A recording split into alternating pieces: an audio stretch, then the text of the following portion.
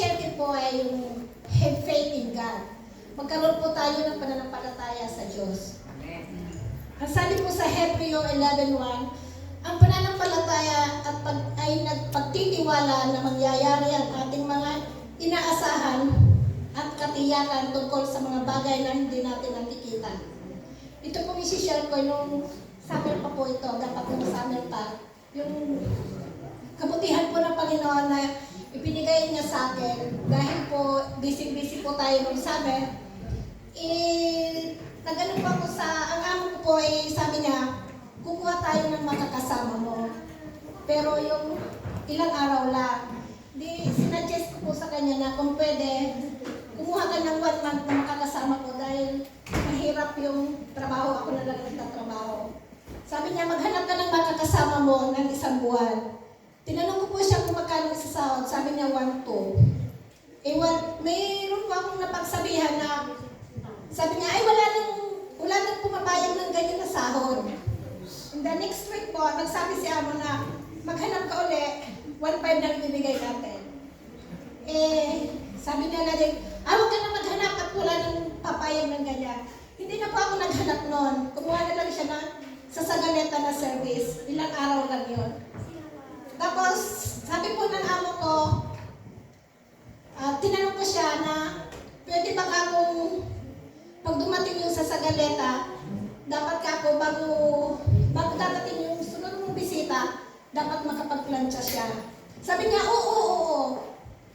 Ngayon po, aalis na yung bisita ng Webes. Dipiyangis na lang yung oras ng paglilinis at pagpapalit ng mga bedsheet. Sabi niya sa akin, sorry dahil hanggang Webes lang pala yung maglilinis. Sabi ko po, okay lang kung ano yung makaya ko, yun ang gagawin ko. Pagka Biyernes may bisita na ulit po sila, ay Sabado may bisita na naman na bago. Ngayon po, sabi ko sa Panginoon, Panginoon, alam mo po kung ano yung pinagdadasal ko sa iyo. Alam mo po kung ano yung ang kailangan ko.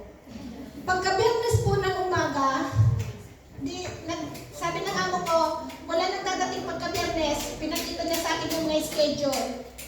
Biyernes po ng umaga, alas 8 may nag-doorbell. Sabi ko, ayun po pala maglilinis.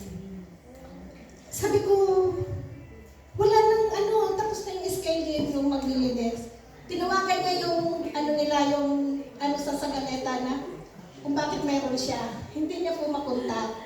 Noon ko po naunawaan na sabi sa Pilipos 4:19, ang Diyos ay may gagamiting tao para tulungan ka at darating sila sa oras na hindi mo inaasahan sa paraan na higit pa sa iyo inaakala. Amen. Ganun po kabuti ang Panginoon. Basta magtiwala po tayo sa Panginoon at yung ating pagpipray galing po talaga sa puso natin. Ibibigay po yun ng Panginoon sa atin. Amen. Naalala ko pa po nung maliit si Jonathan, nasa La Cañada po kami, gusto niya ng laruan. Wala po kaming pera. Sabi ko na po kang bumili niya, wala tayong pera. Pero napakabuti po ng Panginoon dahil yung laruan na gusto niya, dahil usok-usok pa po nun yung Beyblade. Gusto niyang laruan, may nakita po siyang pera doon sa tapat ng laruan na gusto niya. Wow.